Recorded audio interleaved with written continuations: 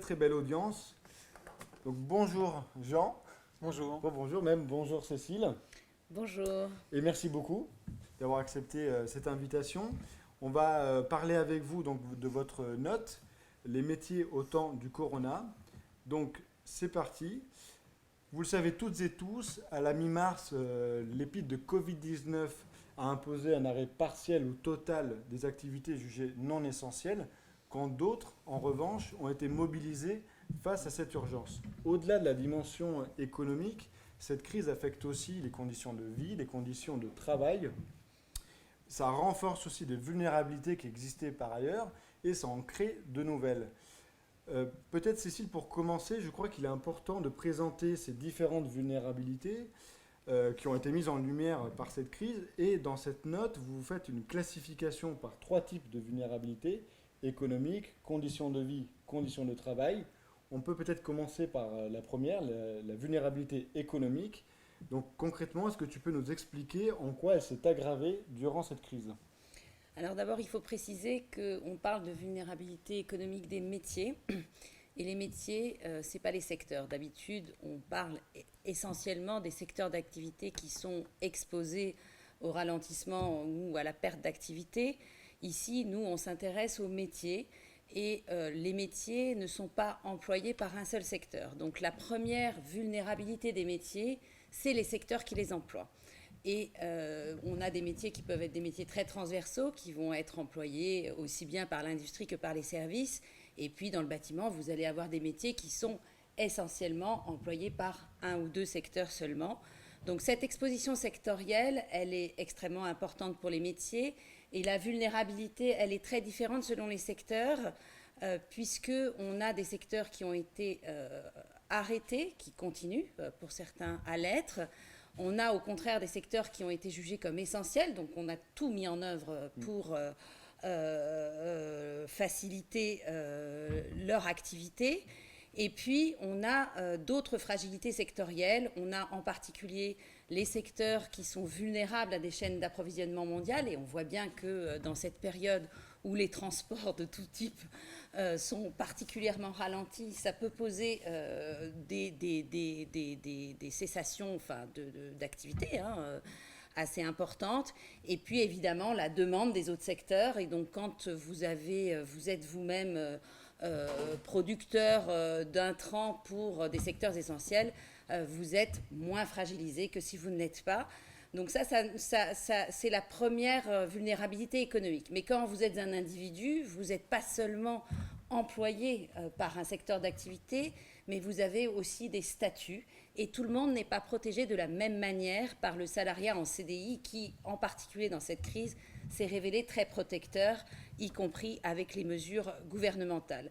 On a des statuts qui sont des statuts avec des contrats qu'on appelle non permanents, que ce soit en CDD ou en intérim, mais on a aussi des entrepreneurs en solo, que ce soit des auto-entrepreneurs ou des entreprises unipersonnelles qui n'ont pas droit au chômage partiel et qui donc vont se retrouver dans cette crise beaucoup plus fragilisés, puisque les premiers contrats qu'on arrête, ce sont les contrats courts et les problèmes de trésorerie sont beaucoup plus importants que quand on est seul, que quand on est une grosse entreprise, bien évidemment.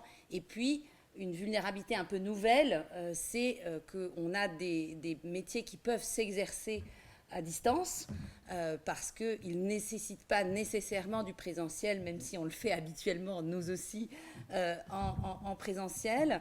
Et il y a des métiers qui ne peuvent pas s'exercer à distance. Et évidemment, quand l'activité est ralentie, voire quand elle a totalement cessé, c'est une fragilité intrinsèque du métier et donc notre score de vulnérabilité économique a agrégé ces trois dimensions par métier.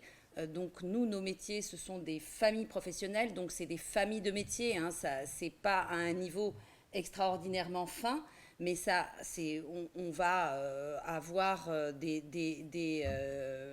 en même temps les infirmiers, les sages-femmes, on va avoir en même temps les médecins, les pharmaciens, les dentistes, mais ça donne une idée puisque c'est effectivement des métiers qui partagent les mêmes gestes professionnels.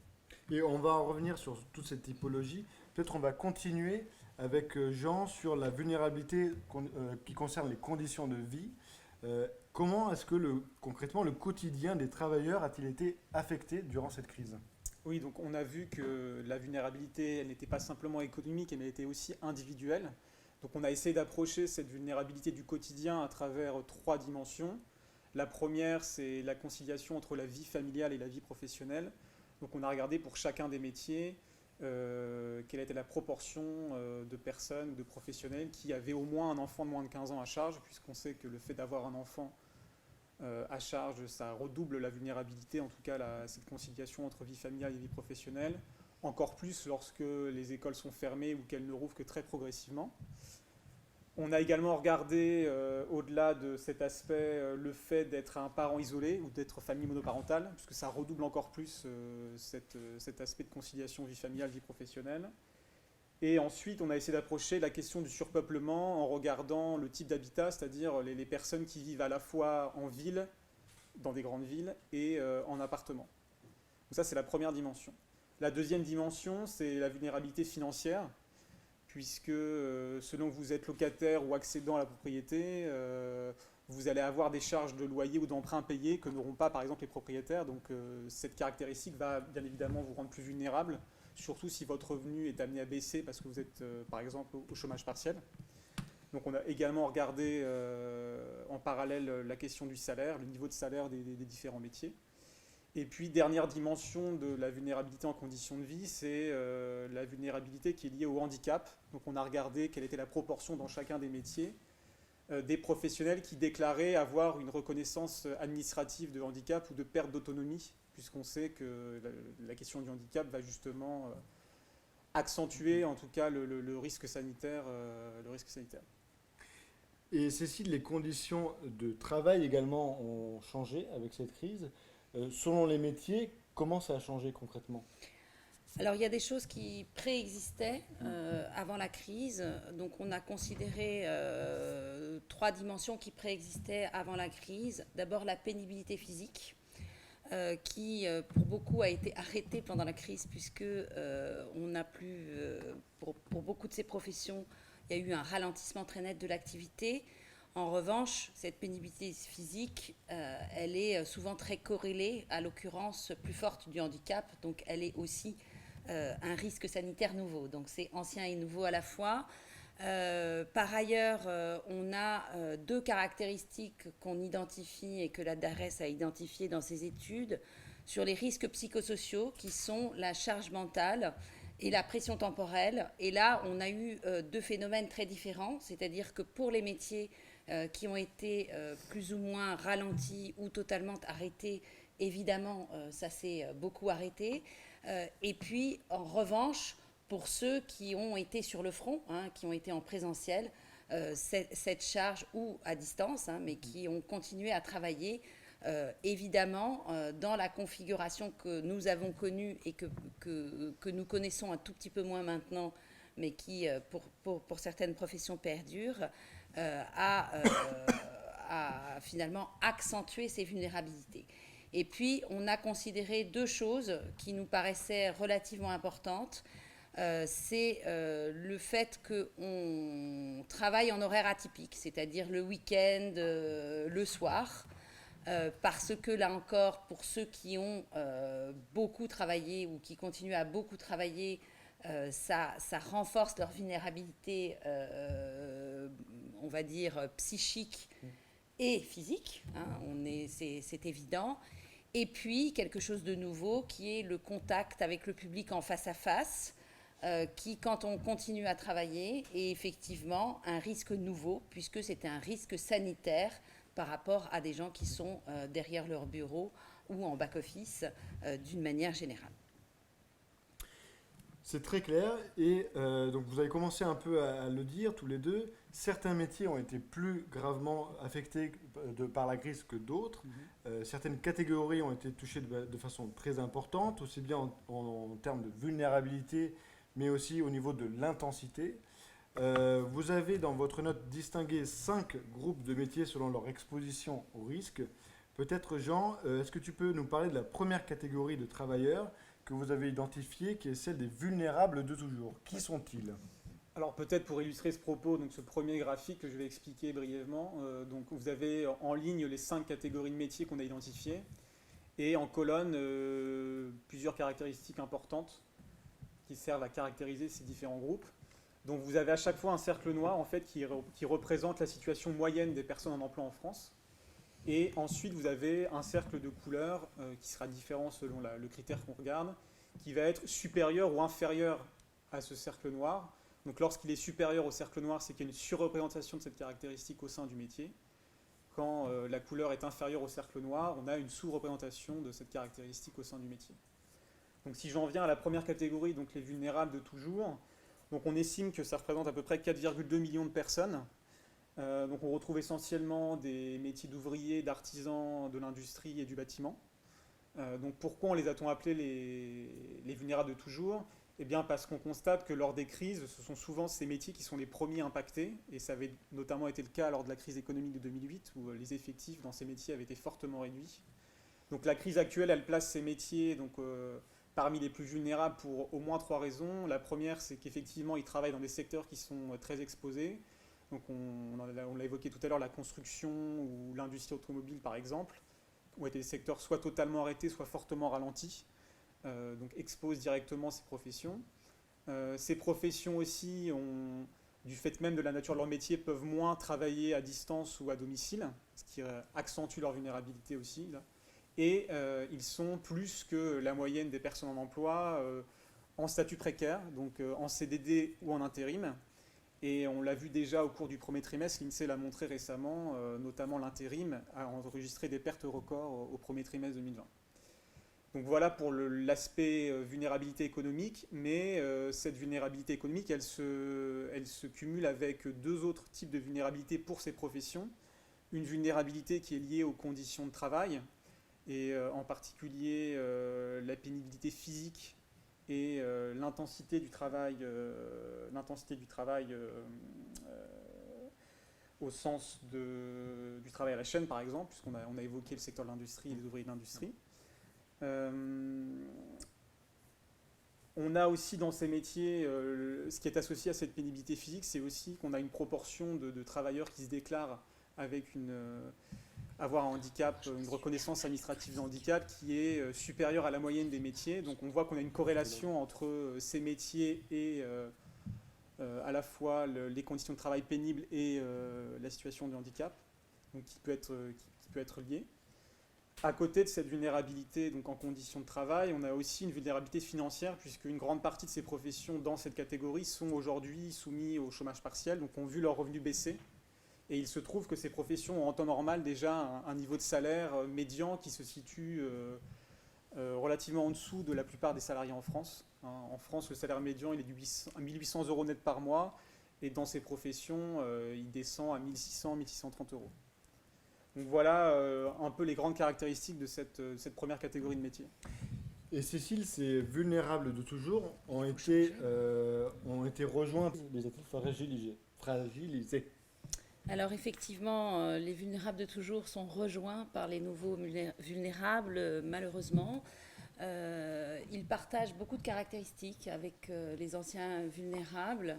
Leur activité exige en fait des rassemblements, donc elles sont durablement arrêtées. Donc évidemment, ce sont essentiellement les professionnels de l'hôtellerie-restauration, les professionnels de la culture, les professionnels du transport, qui sont particulièrement fragilisés dans cette crise. Et si on regarde le même graphique qu'on vous a montré tout à l'heure, pour ces nouvellement vulnérables, on a des caractéristiques. Donc, ils ne peuvent pas non plus travailler à distance, c'est très clair, on l'imagine très bien. On n'a pas besoin d'explications très longues là-dessus. Ce sont des métiers qui travaillent pas mal en horaire atypique habituellement, mais là, ils travaillent assez peu. Et ce sont plutôt des métiers jeunes, qui sont des métiers de début de carrière, et ce sont les métiers, dans toutes nos catégories de métiers, qui ont le salaire médian le plus faible de toutes les catégories de métiers. Donc avec aussi souvent des emplois qui ne sont pas forcément des emplois à temps plein. Hein. On peut avoir beaucoup de temps partiel dans ces métiers. Autre caractéristique qui les distingue de toutes les autres catégories, c'est que la part des statuts fragiles, hein, la part des contrats non CDI et des entrepreneurs en solo est très supérieure à la moyenne des métiers. Parce que d'un côté, on a effectivement l'intermittence des contrats dans la culture ou dans l'hôtellerie-restauration, qui est bien connue. Et de l'autre côté, on a beaucoup de très petites entreprises, d'entreprises unipersonnelles. On pense bien sûr aux patrons de bars ou d'hôtels-restaurants, des petits patrons. Et justement, sur ces personnes-là, on le sait tous, le confinement les a beaucoup impactés. Est-ce que tu penses qu'on peut se projeter un peu sur le moyen terme et imaginer un peu les conséquences pour eux sur le moyen terme? Alors, sur le moyen terme, tout dépendra effectivement de la rapidité à la fois de la réouverture, mais aussi de la rapidité de l'extinction de la pandémie. Parce qu'on a bien conscience tous, autour de cette table et derrière cet écran, qu'on aura des craintes tout un chacun pour revenir dans ces lieux et que ça va durablement les impacter. Donc on a tout des dispositifs gouvernementaux pour éviter les faillites, notamment le fonds pour les très petites entreprises et pour les entrepreneurs.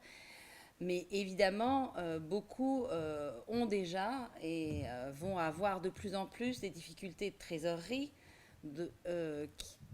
qu'ils ne pourront pas surmonter, même si dans la restauration, et c'est essentiellement pour la restauration, on a eu beaucoup d'inventivité hein, pour essayer de faire face à cette crise et d'essayer de faire de la vente à domicile, de la livraison à domicile, de faire de la vente sur le trottoir, etc. Mais effectivement, c'est beaucoup moins important en termes de volume d'affaires qu'habituellement. Et puis, alors, on a évidemment la question des professionnels de la culture, où là, on a quelque chose où on a une saison complète qui a été arrêtée et qui va être très problématique, elle. Passons à une autre catégorie, Jean, les métiers donc confrontés vraiment au risque sanitaire. C'est un peu ce qu'on entend dans les médias, les travailleurs qui sont sur le front. Est-ce que, donc eux, ils sont en contact direct avec ce risque sanitaire. Est-ce que tu pourrais nous présenter un petit panorama de ces professions? Oui, alors ces professionnels sur le front, donc c'est la catégorie la plus importante en volume. Hein, on estime à peu près à 10,4 millions de personnes. Donc ces professionnels exercent dans des secteurs dont l'activité a été maintenue ou en tout cas jugée essentielle. Et on retrouve des professions telles que les métiers agricoles, les agriculteurs, les maraîchers, les professionnels de la santé, les métiers de soins et d'aide aux personnes fragiles, les métiers de la propreté, les métiers de la sécurité et les enseignants. Voilà, principalement les métiers de cette catégorie. Et donc ce qui va distinguer ces professionnels, c'est justement avant tout le risque infectieux auquel ils sont confrontés. Donc on sait que les 3/4 d'entre eux sont en contact direct avec la population, donc les usagers, les clients ou les patients, en fonction du métier, ce qui les expose directement au virus.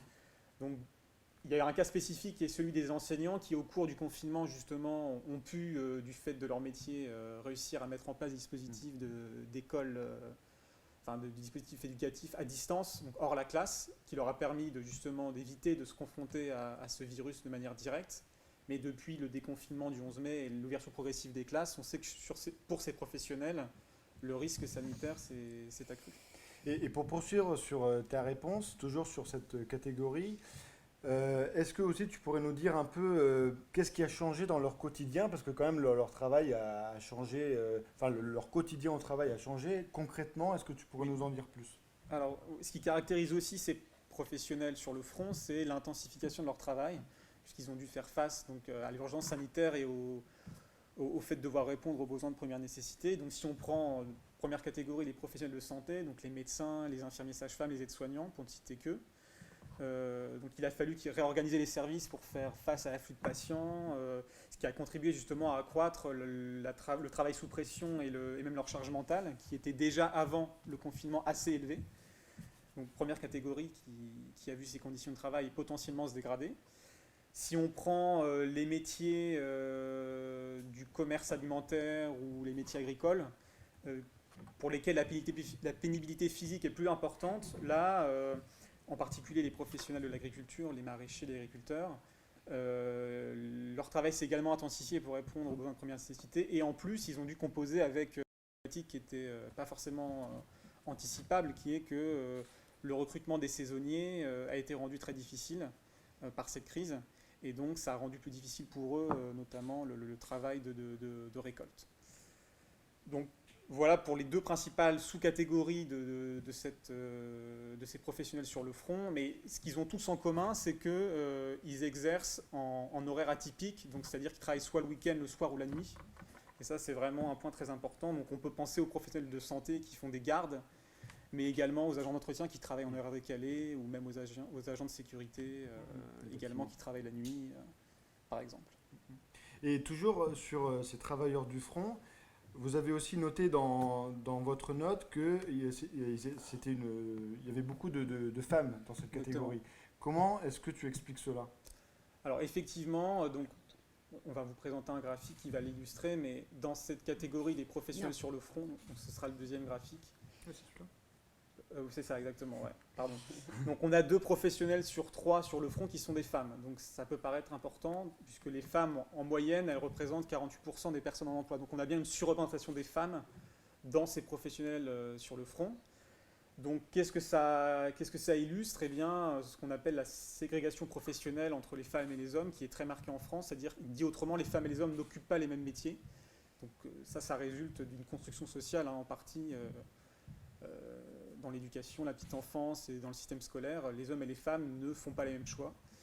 Donc ça dépasse le cadre de la note, mais du coup, ce qu'on observe, c'est que les femmes sont surreprésentées dans les métiers sur le front. Donc sur ce graphique, vous avez, donc on projette, chaque bulle est un métier. Vous avez sur l'axe des abscisses en bas la proportion de personnes qui se déclarent en contact avec le public. Donc plus vous êtes à droite, plus vous êtes en contact avec le public, et donc plus potentiellement vous êtes soumis aux risques infectieux. Et vous avez sur l'axe de l'ordonnée, vous avez le niveau de salaire. Donc si on regarde tout à droite du graphique, donc les métiers qui sont vraiment en contact direct avec la population, on a, et qui sont en bas, donc qui ont des niveaux de salaire assez faibles, on retrouve les infirmiers sages-femmes, les aides-soignants, les agents d'entretien par exemple, pour lesquels la couleur de la bulle est orange, ce qui veut dire que les femmes sont surreprésentées, elles représentent au moins 60% des effectifs. Donc là, on retrouve une partie des métiers qui ont été mis en avant, qui ont été mis en scène dans le cadre de cette crise et qui sont souvent mal considérés du fait de mauvaises conditions de travail, par exemple. Et donc, ce qui renvoie à un débat sur l'utilité sociale des métiers et la hiérarchie des rémunérations. Donc, voilà un premier exemple de métier sur le front très féminin et assez peu rémunéré en moyenne par rapport à l'ensemble des personnes en emploi. Mais on a également d'autres professions qui étaient très mobilisées. J'ai évoqué les professions agricoles tout à l'heure, qui sont à l'inverse très peu en contact avec le public, donc qui vont être plutôt à gauche sur l'axe des abscisses, et qui sont également peu rémunérés, donc qui sont en bas à gauche, et donc où là, à l'inverse, les hommes sont surreprésentés. Donc voilà un peu un panorama de ces professionnels. Et ce graphique, bien entendu, vous pouvez le télécharger pour le voir en meilleure définition, et vous le trouvez aussi sur la note de France Stratégie qui est disponible sur stratégie.gouv.fr. On passe maintenant aux télétravailleurs. Les télétravailleurs, c'est nous aussi, les agents de France Stratégie. Comme je vous disais, on est en télétravail depuis le confinement et même après le déconfinement progressif. On ne sait même pas jusqu'à quand. C'est vrai que nous avons été globalement épargnés par le risque sanitaire, mais nos conditions de vie, nos conditions de travail ont quand même changé. Est-ce que du coup tu pourrais nous dire, Cécile, qu'est-ce qui a changé pour nous? Alors effectivement, les cadres essentiellement font partie de cette catégorie. Ce sont souvent des cadres et comme vous le voyez sur le graphique, ils sont assez protégés par le salariat puisque le statut reste un gradient de la protection salariale et du CDI en particulier. Donc, plus on est qualifié, grosso modo, plus on est en CDI. Et donc là, on a des populations qui ont été en emploi, qui ont été assez protégées du risque économique d'une manière générale, qui peuvent travailler à distance, mais qui ont été très sollicitées pendant la crise, à la fois pour préparer le confinement, avec toutes les dispositions réglementaires, voire de mise au chômage partiel des salariés, l'organisation du travail à distance, etc. Et puis qui ont été très sollicités pour remettre les gens au travail avec toutes les mesures d'hygiène et de sécurité, etc. La transformation progressive des dispositifs d'aide d'État, etc., etc., qui ont beaucoup plus individualisé les choses, donc rendu aussi le travail un peu plus compliqué.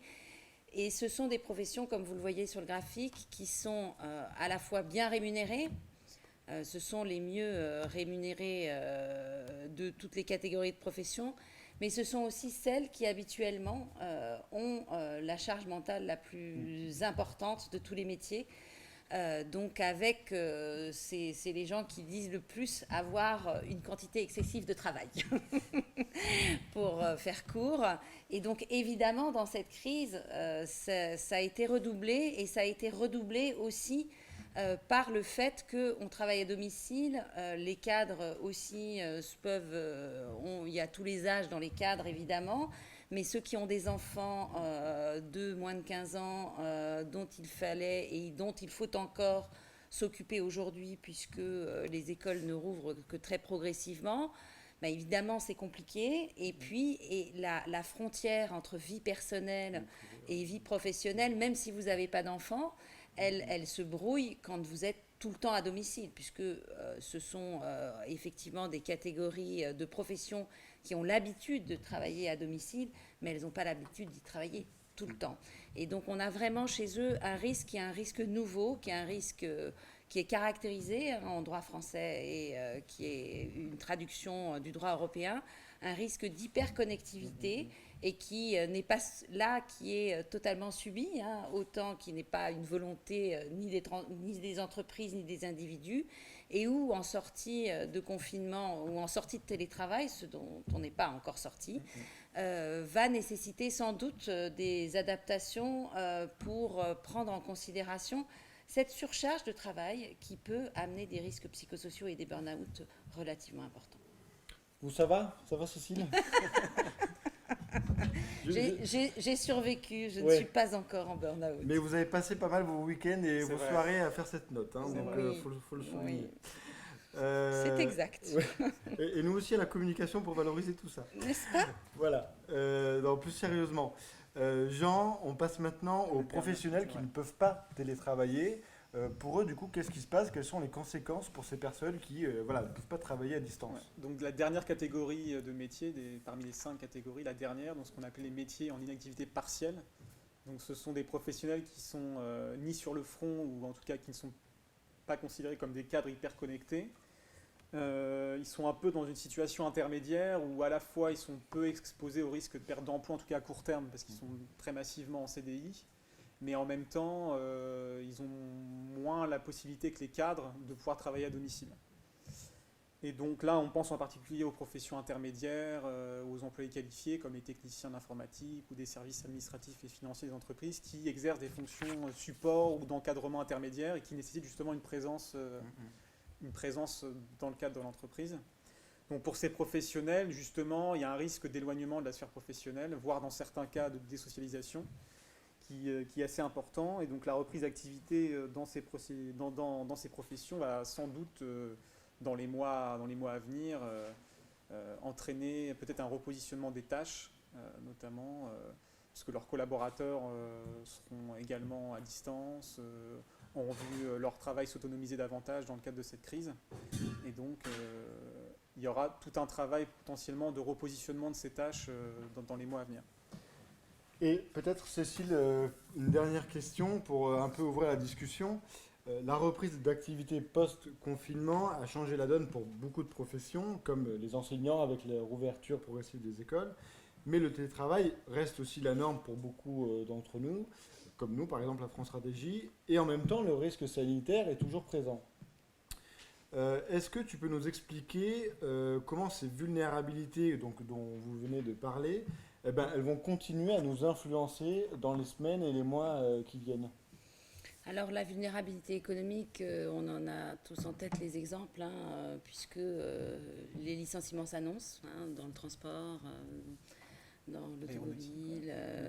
Donc on est fort mari d'avoir eu raison.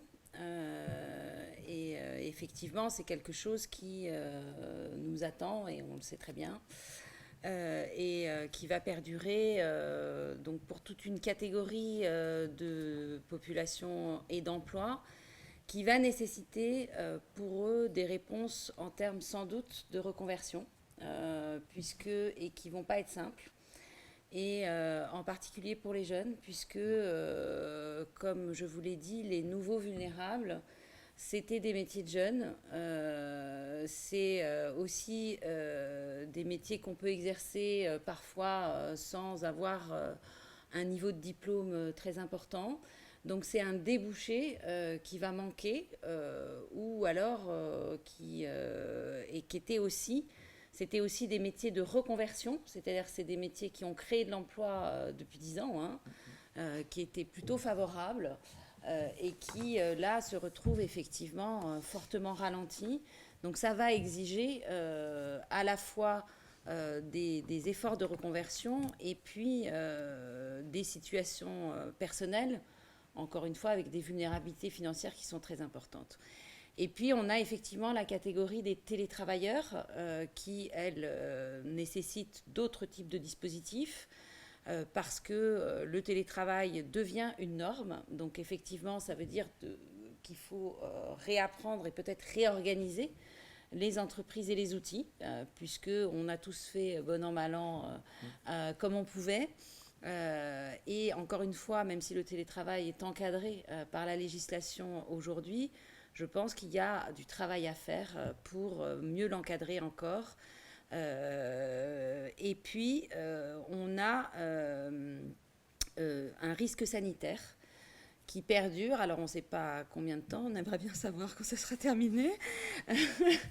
Et où là, effectivement, pour un certain nombre d'emplois, donc ça redouble le risque, mais en fait, ça redouble aussi le travail. Donc, vous êtes à la fois moins productif quand vous êtes dans un magasin, parce que vous limitez le nombre de clients, que vous désinfectez, etc. Mais en tant que métier, vous avez une intensité du travail qui est redoublée, parce que vous devez commencer très tôt à mettre dans les rayons, etc. Vous devez être très attentif que les clients et que les clients ne se marchent pas dessus, qu'ils respectent bien la distanciation physique, etc. Et en fait, c'est un stress qui est relativement considérable. Et donc ça, effectivement, c'est pas des choses qu'on est prêt de voir se terminer. Merci beaucoup à tous les deux pour avoir répondu à toutes ces questions. On passe maintenant à l'échange avec vous, public. Donc on va peut-être pas réussir à prendre toutes les questions, mais on va essayer d'en prendre le plus possible. Il y a par exemple Maïté qui était intéressée par la catégorie des télétravailleurs non cadres et qui n'étaient pas habitués à ce type de travail. Est-ce que vous voulez ajouter quelque chose sur voilà, comment ils ont dû se mettre en place, peut-être les problématiques pour eux Qui d'entre vous s'en charge?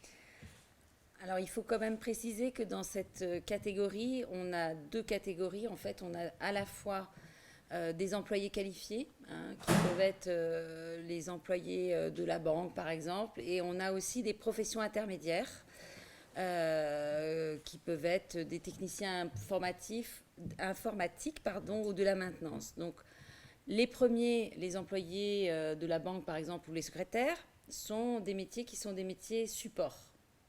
Donc, ils aident, ils soutiennent des métiers de cadre, la plupart du temps. De l'autre côté, c'est plutôt des métiers d'encadrement intermédiaire, mais qui peuvent moins s'exercer à domicile et qui en fait ont été contraints à l'inactivité partielle parce qu'effectivement, leur mode de faire n'est pas comme ça. Donc chez eux, il va y avoir une vraie réorganisation des tâches à faire, avec un risque qu'on peut observer sans doute dans toutes les professions, où en fait, à l'intérieur des organisations, et qui va être transstatut d'une certaine manière, où on a un risque de fracture numérique. Il y a ceux qui se sont emparés des outils numériques et qui, eux, sont sortis gagnants, grosso modo, du travail à distance, qui étaient familiers, etc. Et puis il y a ceux qui, au contraire, se sont repliés avec un risque de désocialisation et d'éloignement de la sphère professionnelle. Et c'est ces fractures-là qu'il faudra combler, qu'il faut combler dès aujourd'hui. Et ce n'est pas seulement une question de compétences, c'est-à-dire où il y aura du lien au travail à recréer, mais aussi à faire très attention à ce que cette fracture qui préexistait à la crise, elle n'est pas nouvelle, tout le monde le sait, mais qu'elle ne s'approfondisse pas. Ouais. On va poursuivre avec une question, pour le coup assez rapide, de Ratiba, qui se demande combien de personnes sont ce que vous appelez les nouveaux vulnérables. Combien de personnes sont touchées par cette catégorie? On estime à 4,3 millions de personnes à peu près qui sont concernées par... 4,3 millions de personnes. 4,3 millions, ce qui est à peu près équivalent aux 4,2 millions de vulnérables de toujours, justement. Une autre question de Kerstin. Vulnérabilité de toujours et nouvellement vulnérable ne sont-elles pas liées par la vulnérabilité du contrat? Oui, les deux catégories se distinguent, mais ils ont quelques points communs, et en particulier le fait que les statuts précaires dominent dans ces deux catégories. À la fois le fait d'être en CDD ou en intérim, et on a un peu plus d'indépendance en salarié dans la catégorie des nouvellement vulnérables que dans la catégorie des vulnérables de toujours. Mais ces deux catégories, elles ont en point commun effectivement le fait d'avoir une surreprésentation des statuts précaires dans ces professions. Après,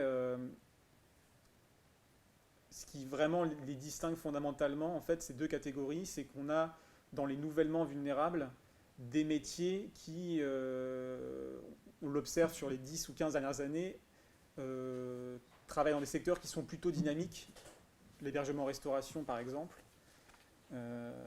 ou l'activité pour la santé humaine, enfin tout ce qui est métier de soins comme coiffeur, esthéticien, etc., sont des professions qui, sur les 15 ou 10 dernières années, ont vu leur effectif croître, ou en tout cas pas du tout être impactés par les différentes crises. Donc c'était des métiers qui étaient plutôt dynamiques. Le transport également. Et on voit en fait que la crise, et en tout cas les mesures prises dans le cadre du confinement, ont complètement mis à l'arrêt ces professions. Et en ce sens, c'est vraiment une nouveauté, et c'est pour ça qu'on les a qualifiés de nouvellement vulnérables.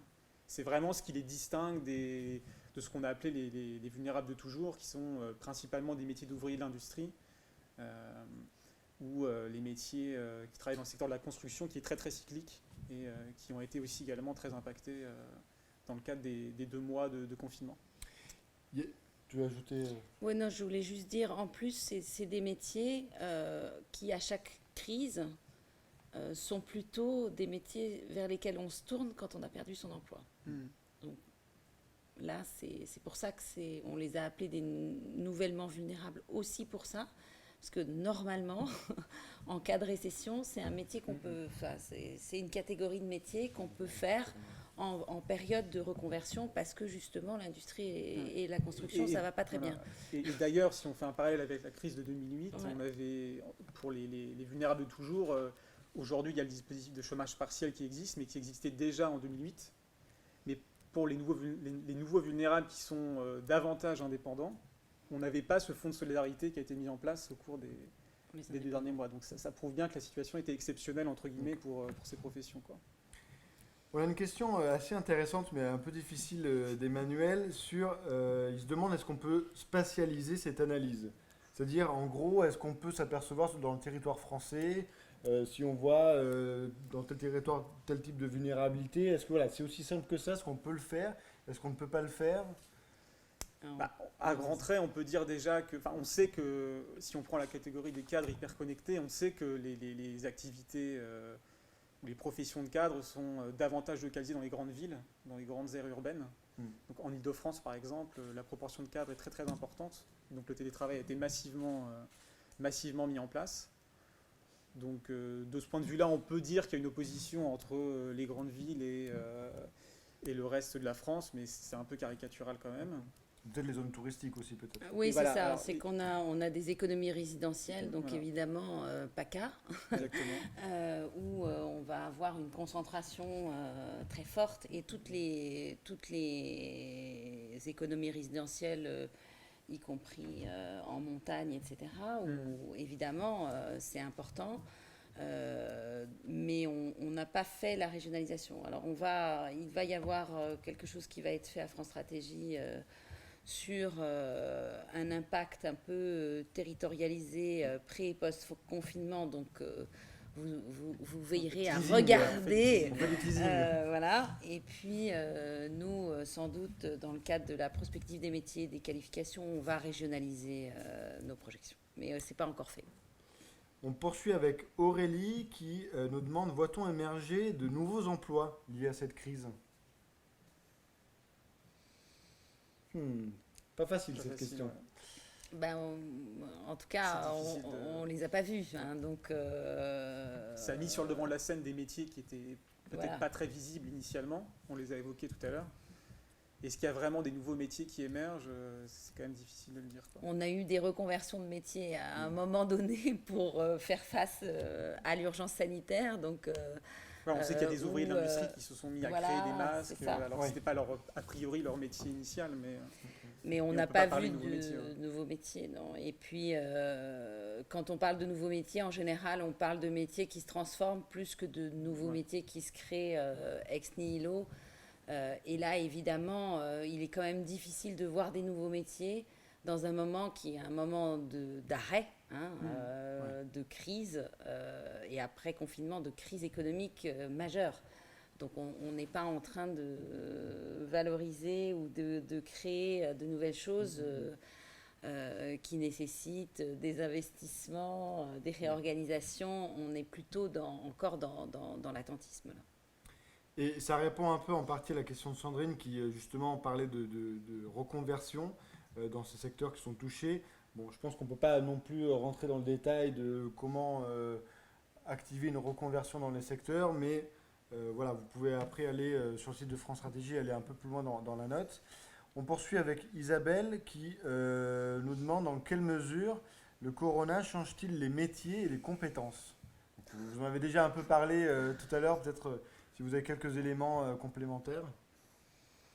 Les métiers et compétences, ça vous connaît.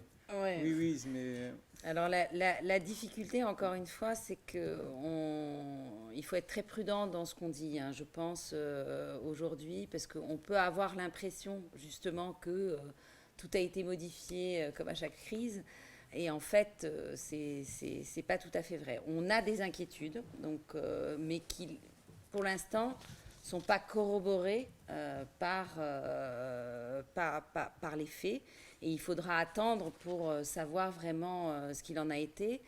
Donc, il est possible que sur les compétences, encore une fois, il y ait eu une fracture numérique qui ait pu s'aggraver. On peut imaginer aussi que la question de certaines technologies, et en particulier nécessitée par la distanciation physique du fait de l'hygiène et du risque sanitaire, elle ait pu accélérer la diffusion de technologies, mais qui ne serait pas forcément très bonne pour les métiers, parce que pour certains métiers, ça peut vouloir dire plus d'automatisation. Donc on pense évidemment aux caissiers qui ont été très présents sur le front et où on avait une automatisation des caisses qui était assez faible, hein, on va dire, ces dernières années, et qui, du coup, effectivement, peut, pour une raison qui n'a rien à voir avec la technologie, devenir massive. Et puis après, effectivement, on a parlé de ces changements de compétences pour répondre à la crise à un moment donné. Et c'est aussi un moment où on va se poser la question de savoir à l'intérieur d'un métier, quels sont les blocs de compétences, ce qu'on essaye déjà de faire dans la formation continue, qui sont mobilisés un peu ensemble et qu'on peut finalement transférer d'un métier à un autre parce que dans les prochains mois, c'est évidemment ça qu'il faudra qu'on mette en valeur pour les métiers les plus à risque. On poursuit avec Francis qui voulait juste mieux comprendre le concept de repositionnement des tâches.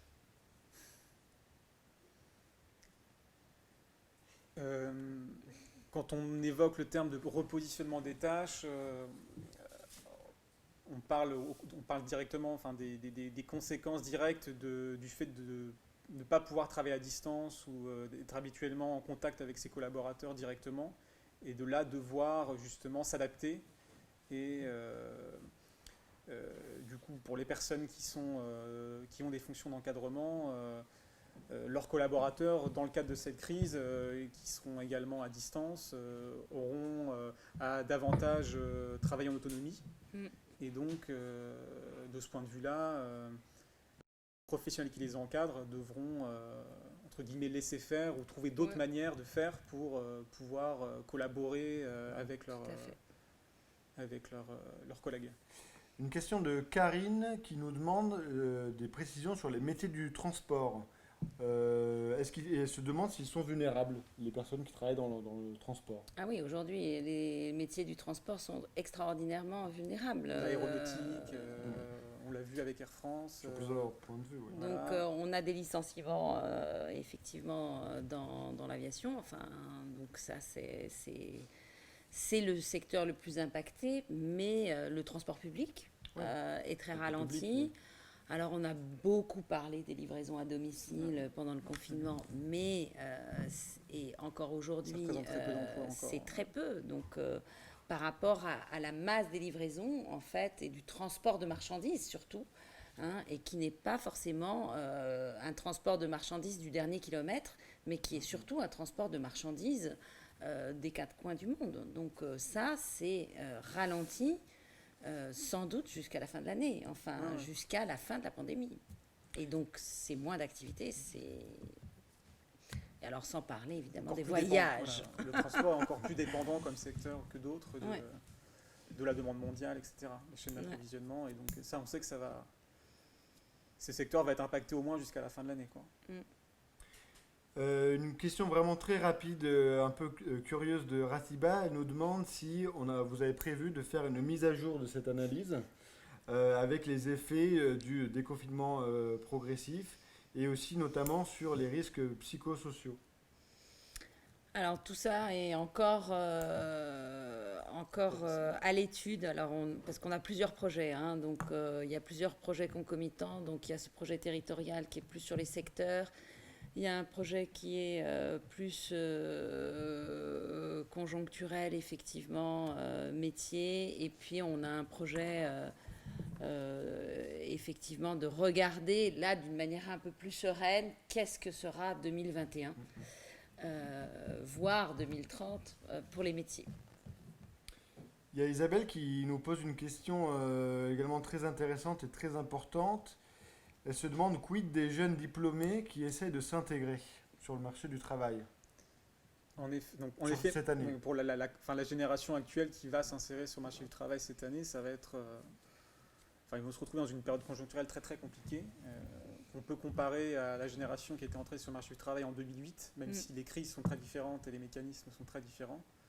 Mais les enquêtes, notamment que mène le CEREC, sur un suivi de génération et un suivi à 3 ans des jeunes qui rentrent sur le marché du travail, on a constaté au fil des enquêtes que si on prend l'exemple de la crise de 2008, les jeunes diplômés qui rentraient sur le marché du travail s'inséraient moins bien en relatif que les générations qui étaient rentrées 10 ans plus tôt au même âge, quoi. Donc on voit bien qu'il y a un facteur conjoncturel qui va jouer fortement dans la qualité de l'insertion de ces jeunes, encore plus quand les jeunes sont... peu ou pas diplômés, quoi. Oui, parce que ça va être un peu la double peine pour eux, même si les diplômés du supérieur arrivent toujours à s'en sortir, même si l'insertion est plus difficile, au bout de 3 ans, la trajectoire est entre guillemets revenue à la normale, mais on sait que pour les moins diplômés, l'insertion est en temps normal difficile, mais elle va être encore redoublée avec la... Il y a un petit problème nouveau par rapport à ça. Donc effectivement, les diplômés en général, même s'ils s'insèrent mal, dans une période plus mauvaise, ils rattrapent. Alors qu'un peu diplômé, il ne rattrape jamais en fait. Sa mauvaise insertion en entrée sur le marché du travail. Ce qu'on n'avait pas observé en France, mais ce qu'on avait observé dans d'autres pays en 2008, c'était que les jeunes, justement, dans une période de récession très importante, retardent leur entrée sur le marché du travail et donc poursuivent leurs études. Sauf que là, on est effectivement aussi dans une difficulté, puisque ces études, elles sont compliquées. Donc, on a eu beaucoup de décrochage scolaire à tous les niveaux d'éducation. Donc, ce qui va être problématique. Et puis, on a des formations, parce qu'on y a mis beaucoup de développement et pour des bonnes raisons. On a des formations qui sont des formations en apprentissage ou avec beaucoup de stages, en particulier en France, et où là, toute cette validation, elle est très difficile aujourd'hui pour les étudiants. Donc on a une possibilité de retarder, mais qui en même temps est encore plus compliquée aujourd'hui. Et donc effectivement, il y a des inquiétudes et il y aura un plan jeune, oui. On a un petit peu débordé sur le temps, mais c'est pas grave parce que vos questions sont extrêmement intéressantes. Si vous êtes d'accord, on poursuit quelques minutes. Avec une question par exemple d'Abdelatif. Quelle corrélation entre vulnérabilité des métiers et la fracture numérique? Donc je pense que c'est par rapport aussi à l'accessibilité du numérique, des outils. Alors, ce qu'on sait sur la fracture numérique, c'est que la fracture numérique, elle n'est pas seulement professionnelle. Donc, c'est pour ça que c'est difficile. La corrélation, elle n'est pas immédiate. C'est-à-dire que le fait d'être confortable avec les outils numériques, c'est pas seulement un geste professionnel. Donc, il faut qu'on ait à la fois la disposition d'outils, mais qu'on ait des outils au boulot et à la maison, et qu'on les utilise au boulot et à la maison, en fait. Et donc, c'est cet usage qui est donc évidemment des gens qui vont être habitués à faire leurs cours sur Internet, à envoyer des mails, des SMS, à faire des tweets, je ne sais quoi, enfin, qui sont insérés. C'est pas un usage professionnel, on est bien d'accord, c'est très différent. Et donc, c'est un autre apprentissage.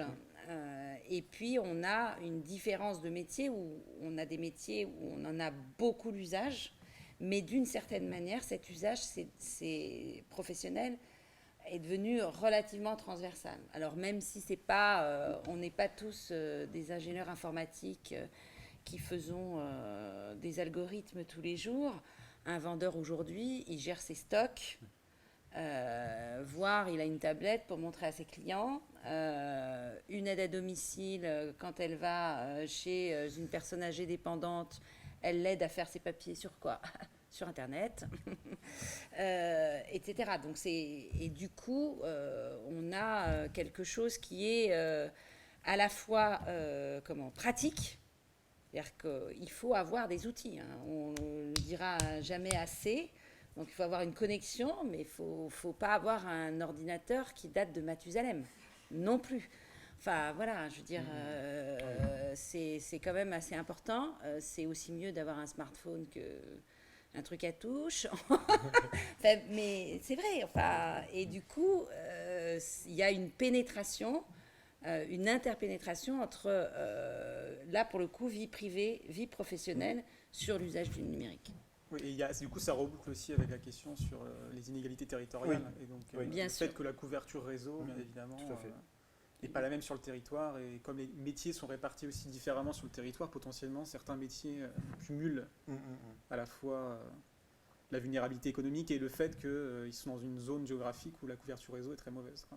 Et d'ailleurs, ce sujet, France Stratégie avait sorti une note sur les bénéfices d'une meilleure inclusion numérique. Donc, bien entendu, vous pourrez aussi la lire si vous voulez aller plus loin. Allez, rapidement, encore une question de Patricia. Je ne sais pas si vous saurez répondre. Comment aider les plus petites structures à travailler sur les compétences de leurs collaborateurs?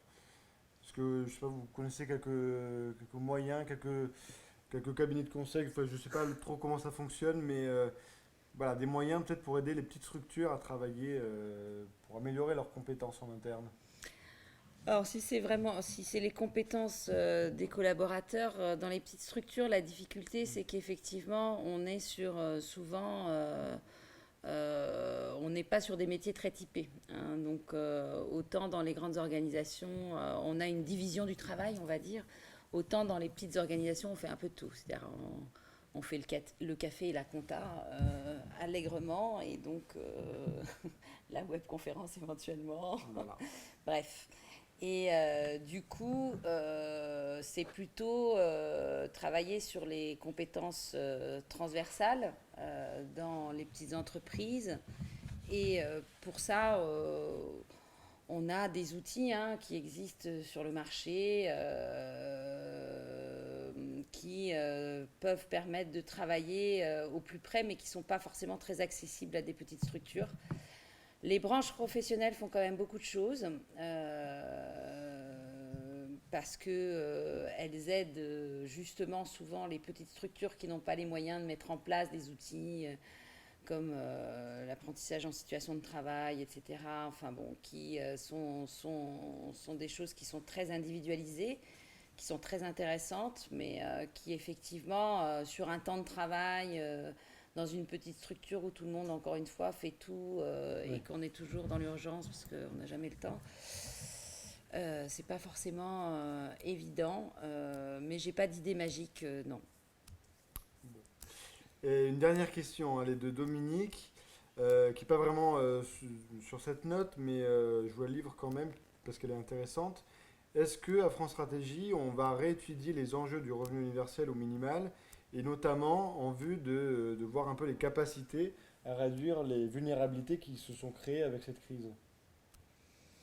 Alors effectivement, on avait alors à France Stratégie, hein, travaillé sur ces questions justement d'emploi et de protection du travail, avec des constats qui sont toujours les mêmes aujourd'hui, où effectivement on a des fragilités, des trous dans la raquette, tout ce qu'on veut. On a eu des réflexions qui précédaient la dernière présidentielle pour essayer de voir effectivement qu'est-ce que pourrait être une meilleure protection sociale et du travail. Et c'est sans doute effectivement des choses qu'on renouvellera avec d'autres enjeux qui... Bon, d'abord les réformes passées, hein, où il y a la question d'un revenu minimum renouvelé et qui est pas un revenu universel, mais qui est un revenu minimum repensé, et où effectivement on pourra se reposer cette question, sans doute pour l'échéance présidentielle prochaine, de dire quelle serait la réforme structurelle importante pour combler les trous dans la raquette, et avec quels moyens. Parce que c'est quand même une question de moyens, hein, le revenu universel. Mais sachant qu'il y a déjà une réflexion qui a été menée en partie à France Stratégie, oui, mais qui a été pilotée aussi au ministère de la Santé, enfin de la Solidarité, sur la mise en place d'un revenu universel. Et donc les conclusions du travail qui est en cours seront peut-être publiées d'ici la fin de l'année. Mais oui, non, mais dans une réflexion plus large sur les minima sociaux et l'idée d'un revenu universel qui fusionnerait les minima existants, il y a une réflexion qui est en cours déjà. Il y a déjà des travaux qui ont été publiés sur cette question. Voilà, parce que ça dépend ce qu'on considère comme revenu universel. Voilà. En France, on a eu plutôt tendance à considérer que, comme on a une protection sociale qui est relativement élevée et qu'on a déjà un RSA, etc., et du coup, c'était plutôt renforcer ce dispositif, c'est-à-dire les minima sociaux. Alors que d'autres ont considéré que le revenu universel devait être versé à toute personne, voire aux enfants, et que travailler, c'était un surcroît de revenus. Donc on a plutôt une logique de fusion des différents dispositifs, enfin, ce qui a été fait sur la prime d'activité qui fusionnait deux dispositifs existants, à la fois la prime pour l'emploi et le RSA activité, donc ça a été fait en 2016 je crois. Donc voilà, on a une logique vraiment Mm. de fusion et aussi pour rendre plus lisible le système de protection sociale.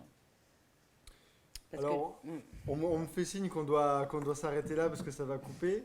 Merci beaucoup Cécile et Jean, c'était extrêmement clair, extrêmement passionnant. On n'a pas pu répondre à toutes vos questions, on est désolé.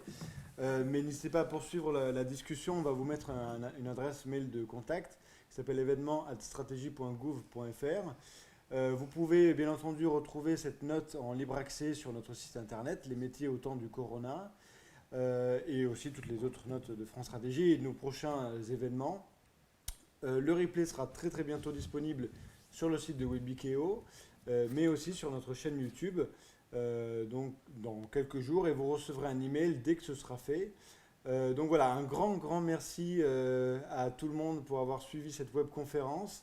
Je vois que vous êtes assez satisfait, je le vois dans le chat, c'est génial. Merci beaucoup, c'était extrêmement enrichissant. Merci encore pour votre disponibilité. Et à bientôt pour une nouvelle webconférence de France Stratégie. Bonne fin de journée et à bientôt. Au revoir. au revoir. Au revoir.